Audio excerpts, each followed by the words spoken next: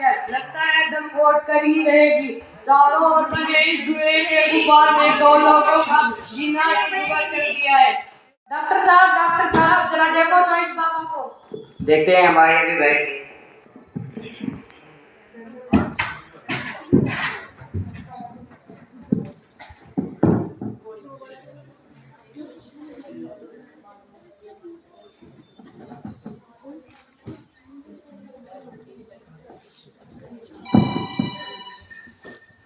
अरे भाई, इनके शरीर में तो श्वास संबंधित और एलर्जी हो गई है। डॉक्टर साहब मेरी बिटिया को देखो, इसे क्या हुआ है और ये सांस लेने में भी इसे दिक्कतें आ रही हैं।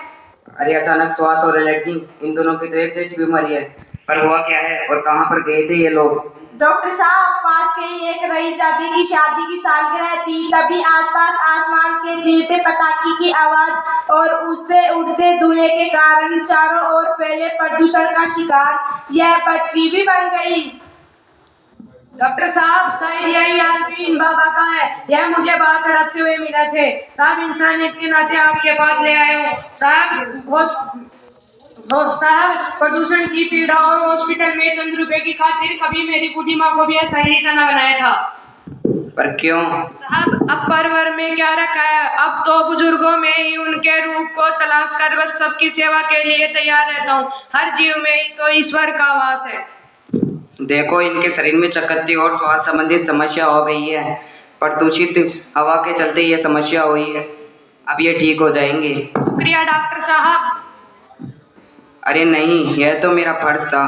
पर यह बताओ, इतने बड़े जश्न में किसकी जेब फटी है? हाँ डॉक्टर साहब, आज का जश्न इसलिए विशेष था क्योंकि सज्जन कुमार से द्वेष रखने वाले कुछ लोगों ने सज्जन कुमार की बर्बादी के लिए किया उनका पहला संकल्प और प्रचार। क्योंकि यह सज्जन कुमार की बर्बादी का मंजर मिट्टी प्रांति लाल की शादी पर ये दुनिया भी देखे। इन सब से क्या होने वाला है? कम से कम अपने अड़ोस पड़ोस का तो ख्याल रखे होते। मैं तो अपना धर्म निभा रहा हूँ।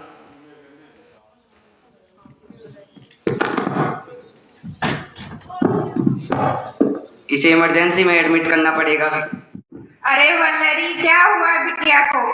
क्या बताऊं सुधर्मा, जिंदगी की रंगी रंगत का जश्न मनाते और दूसरों की जिंदगी में गड्ढा खोदने वालों की यह मेहरबानी का दुष्परिणाम है। और यह बढ़ता प्रदूषण और मेरी बेटी जिंदगी और मौत के बीच लड़ रही मेरी बिटिया। आंसू पूछिए, दिल हल्का मत कीजिए, भगवान पर भरोसा रखिए, बिटिया जल्द ही ठीक हो जाएगी। मेरे रोने से क्या होगा, जख्मों से दिल भरा होगा। मैं पूछूं किसे कैसे इन मन के ख्यालों को। को तार तार करती हुई संकीर्ण जता के गुलजार प्रदूषण का शिकार इन बच्ची के साथ साथ न जाने कितने लोगों को होना पड़ रहा है। भले ही उनकी खुशियां सातवें आसमान पर क्यों ना हो, प्रकृति से छेड़छाड़ और धरा को प्रदूषित से भला आज तक कोई बच पाया है? हो गई, कहाँ है मेरी बिटिया? वो आ रही है। क्या बिटिया ठीक हो गई आप? ठीक हो गई हूँ मैं आपसे कुछ कहना चाहती हूँ। बहुत सी नदियाँ कल कल छल छल करती हुई सागर में जा मिलती है, वैसे ही हमारे मन में चढ़े कितने ही विचार उतार चढ़ाव आए। कभी भी खुद के स्वार्थ के लिए प्रकृति को प्रदूषित ना करें। हमारे तन मन खुशियों भरे सोपन की तभी बारिश होगी जब हम सब मिलकर प्रेम सुधारस का पान करेंगे। पर ये बिटिया होगा कैसे? जीवन की इस पथरीली डगर प्राकृतिक का दामन थाम लो। हरियाली की खूबसूरत वादियों में अटखेलियां करते पंछियों को निहारे। जीवन के स्रोतों और अपनी हंसियाने को हरा भरा रखे। न केवल पौधरोपण बल्कि इनका पोषण भी जरूरी है। जब उड़ते धुएं एक जहरीली हुई तो पास खड़े पीपल और बरगद देव ने ही मेरे प्राणों की रक्षा की। इन वृक्षों से ही मेरे सांस और भरपूर ऑक्सीजन को थमने नहीं दिया।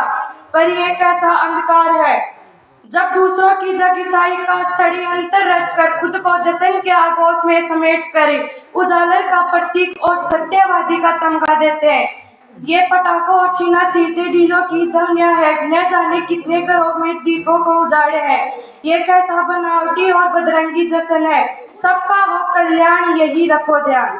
पथरीली डगर जीवन की मगर पूरी भैया बहे खुशबू सी सफर कलयुग की फिजा बहती जो हवा प्रेम की हो छटा ज्योति भी हो सदा पथरीली डगर जीवन की मगर पूरी भैया बहे खुशबू सी सफर छल बल सब तजे जन सेवक बने बाती बाती सजे बाती बाती सजे पथरीली डगर जीवन की मगर पूरी भैया बहे खुशबू सी सफर झरने जल से झरे पंछी नभ में उड़े जो